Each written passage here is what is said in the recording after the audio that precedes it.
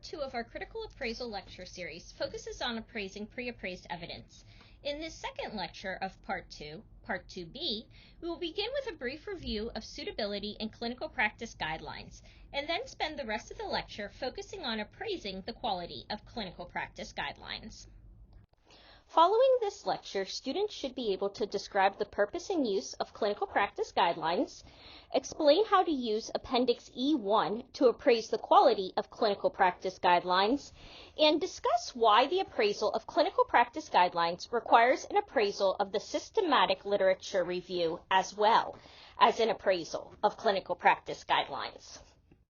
Let's begin with a review of suitability from Lecture 2A. When you are critically appraising pre-appraised evidence following the Johns Hopkins model for evidence-based practice, you should use Appendix E1 and begin by appraising suitability prior to appraising quality.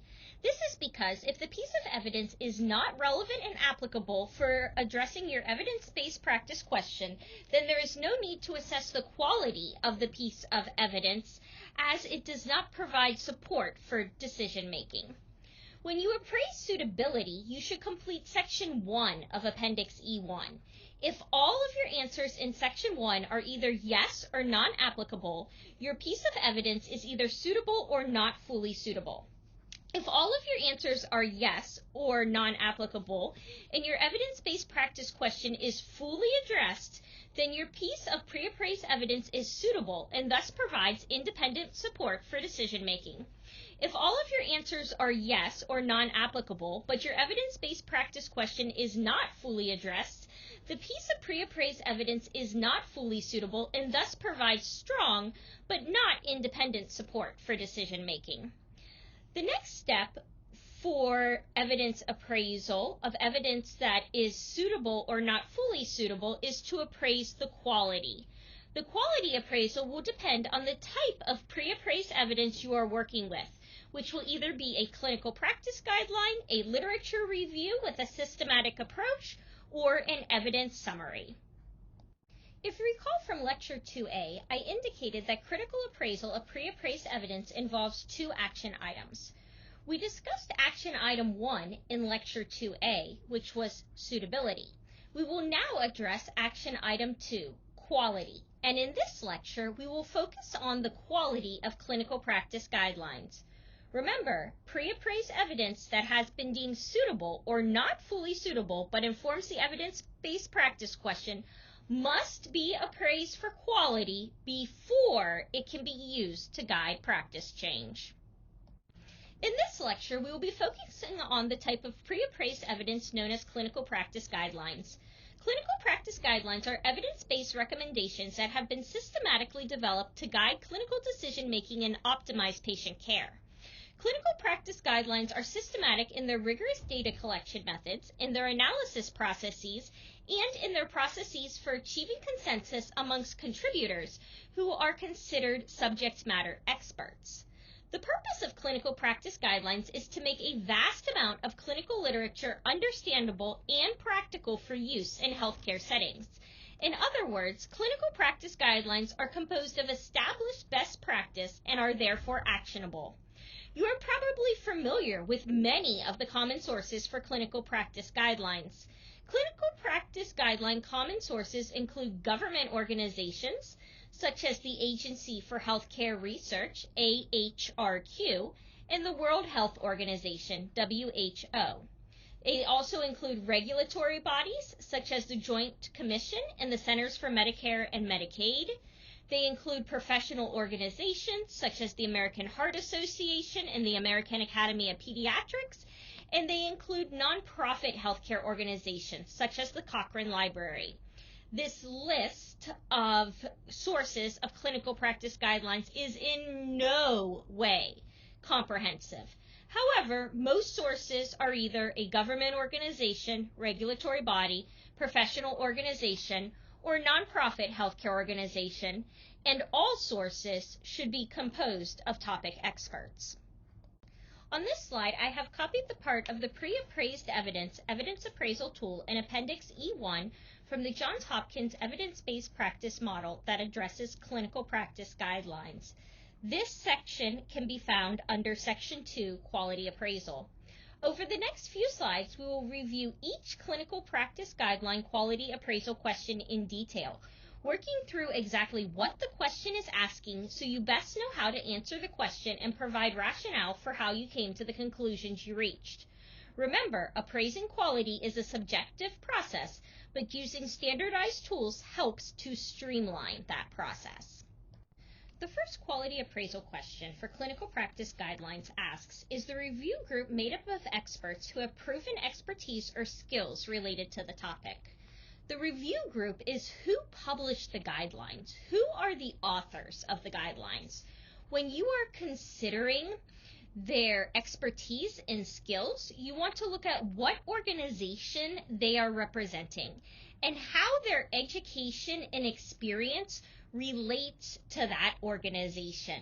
Sometimes these individuals may be known experts on the topic, and other times you may need to do a little bit of investigation into the authors to learn about what their credentials, their expertise, and their skill set is.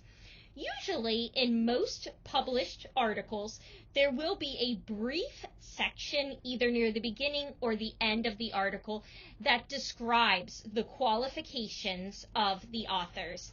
This is what we are looking at when we are considering the review group. The second quality appraisal question for clinical practice guidelines asks, is the target population of the recommendations clear? The target population is the group that the guidelines are intended for. And what you are looking for is there enough detail about this specific group that you are able to ensure accuracy and relevance between the target population and your intended population from your evidence-based practice question. The third quality appraisal question for clinical process guidelines asks, is the process for making recommendations provided, e.g. evidence review, reaching consensus? What this question is looking at is how were conclusions reached? Is the process clearly explained, the steps? Because clinical practice guidelines, remember, they are based on systematic processes. So we want to see the systematic process for the collection of evidence explained clearly. We want to see a clear explanation for the systematic process that was used to achieve consensus, so that we could in essence repeat these steps if we so desired. The fourth quality appraisal question for clinical practice guidelines asks, are recommendations clear and complete, including a level of certainty/confidence? This question is really looking at two things. The first thing that the question is looking at is the clarity and completeness of the recommendations. Are the recommendations fully explained in a manner that the reader can understand? Are there rigorous methods that were used to collect and critique the evidence? Were these methods explained that we know the evidence collection and critiquing was complete? Is the topic fully addressed? And therefore, based off of established best practice guidelines of what we know. The other thing that we want to look at is the certainty or the confidence in the recommendations. Every single recommendation in a clinical practice guideline should be ranked or evaluated. Different processes, different methods use different approaches to ranking or evaluating the recommendations.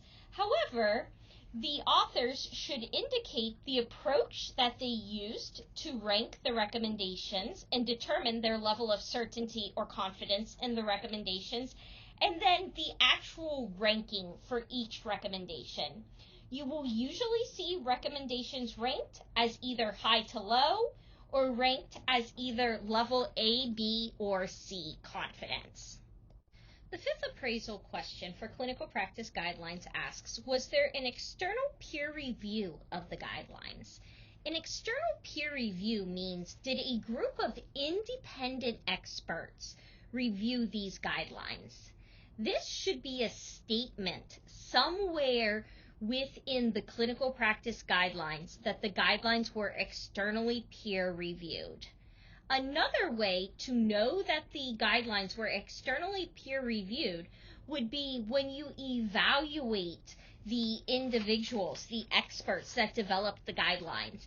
And if those experts are individuals outside of the organization supporting and publishing the guidelines, then you are able to conclude that there was an external review, because the external review is a review that was done by somebody outside of and beyond the supporting organization to hold that organization accountable.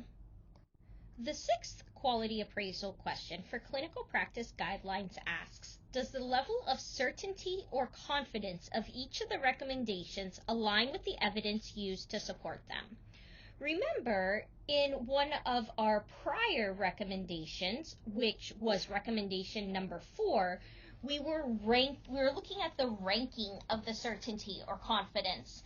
Now, we want to go back and look at, does the level of certainty or confidence relate to the amount and quality of supporting evidence? And you want to assess this for each recommendation.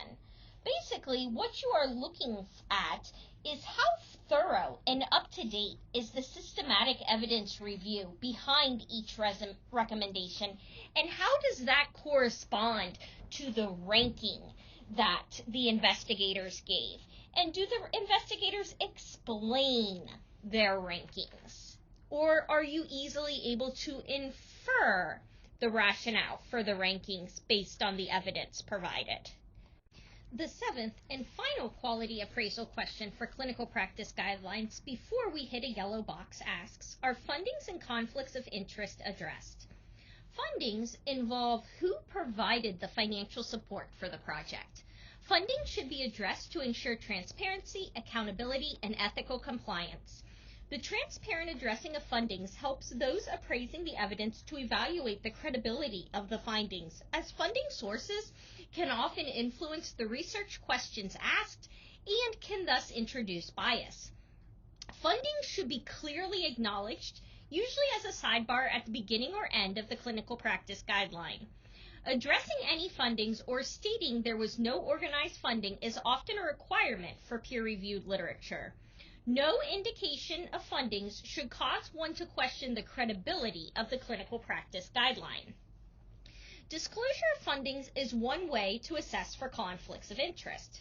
Conflicts of interest involve any interests that have the potential to compromise the project. These could be personal or financial and have the potential to compromise the investigator's professional judgment and objectivity in the design, conduction, or reporting of the project findings.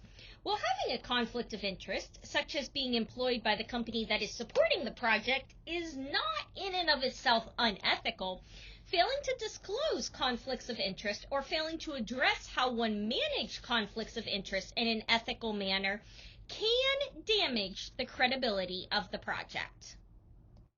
In my last lecture, I indicated that a yellow box in the Johns Hopkins appraisal tools usually indicates an action item. Once we have answered the 7 clinical practice guideline appraisal questions, we come to a yellow box that directs us to complete the below checklist to determine the quality of the literature review used to generate guidelines. The below box that is being referred to is the quality appraisal tool for literature reviews with a systematic approach. Thus, if you have a clinical practice guideline to appraise, you will actually be using 2 appraisal tools. The clinical practice guideline quality appraisal tool that we just walked through, as well as the literature review with a systematic approach tool that we will focus on in our next lecture, Lecture 2C. The natural question is to ask, why 2 quality appraisal tools for clinical practice guidelines? First and foremost, remember, we are doing a quality appraisal of the clinical practice guideline. Clinical practice guidelines use a literature review to inform their recommendations. So any quality appraisal would be incomplete without appraising the literature review underlying the guidelines.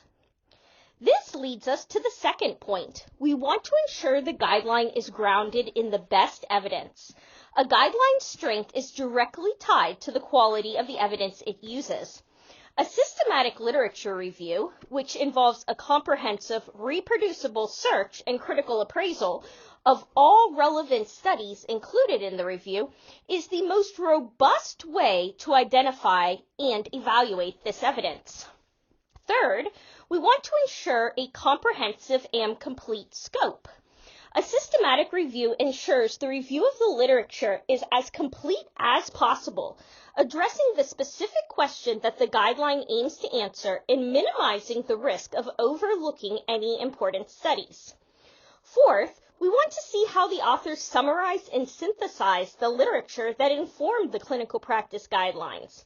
A systematic approach to synthesize findings from the reviewed studies is a necessary step before generating evidence-based recommendations for the guideline. And fifth, we want to be able to appraise if bias was minimized. Systematic methods minimize bias through the standardizing of the process, from the initial search strategy all the way to the final synthesis, which is crucial for producing reliable and valid guidelines. So, again, why 2 quality appraisals for clinical practice guidelines? Because evidence-based quality of clinical practice guidelines are intrinsically linked to and dependent upon the rigor of the underlying systematic literature review. We must appraise the quality of the literature review as part of our overall quality appraisal for a clinical practice guideline to ensure the guideline is based on a comprehensive and unbiased summary of the best available evidence, rather than just a haphazard collection of studies. This approach helps ensure the guideline's credibility and provides a strong foundation to support clinical recommendations. When appraising clinical practice guidelines, most of the time, the methods used to generate the appraisal of evidence will be published within the main document. However, this is not always the case, which leads us to our action item for clinical practice guidelines. Remember, the purpose of clinical practice guidelines is to provide actionable recommendations for practice change. In many cases, these sources are responding to a pressing clinical need, and the emphasis of developing a clinical practice guideline is based on providing and disseminating guidance for clinicians, not so much creating a robust academic publication.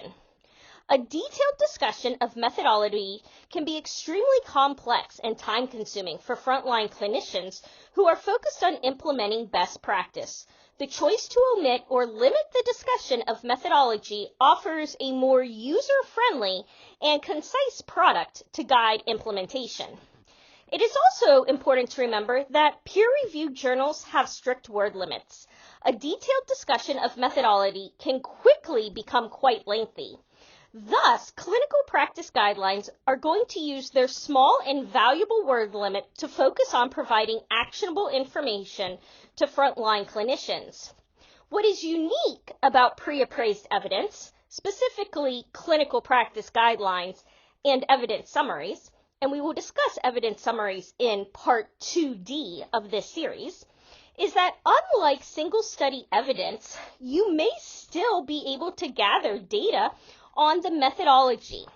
So, before you jump to answer the clinical practice guideline quality appraisal questions, especially questions number 3 and number 6, with a no, look for supplements to the guidelines and visit the organization's website to see if either the supplements and or the website include additional information about the methodology used.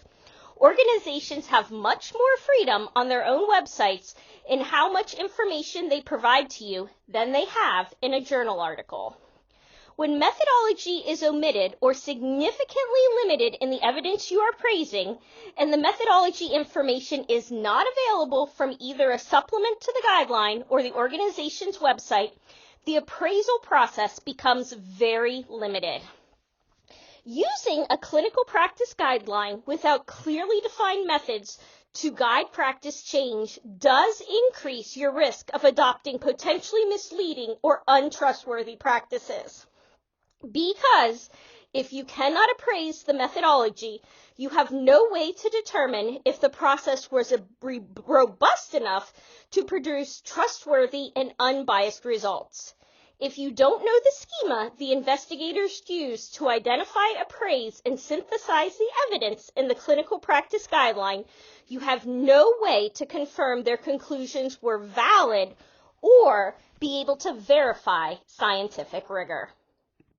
To recap what we have discussed regarding the critical appraisal of clinical practice guidelines following the Johns Hopkins model, you should first begin with the appraisal of suitability using the suitability tool from Appendix E1. If suitability is deemed suitable or not fully suitable but informs the evidence-based practice question, proceed to the quality appraisal. First, using the Clinical Practice Guidelines Quality Appraisal tool in Section 2 of Appendix E1. Remember, when appraising clinical practice guidelines, you may need to review supplements to the guidelines or the organization's website to gain the necessary information on the methodology so that you can appraise the rigor and trustworthiness of the process from which the guidelines were generated. Clinical practice guidelines are unique in that the quality of the recommendations generated by the guidelines are grounded in the rigor and quality of the systematic literature review from which the recommendations were developed. Thus, your appraisal of clinical practice guidelines is not complete until you also appraise the literature review. We will discuss the appraisal of systematic literature reviews in our next lecture, Part 2C, Appraising Pre-Appraised Evidence, Literature Reviews with a Systematic Approach.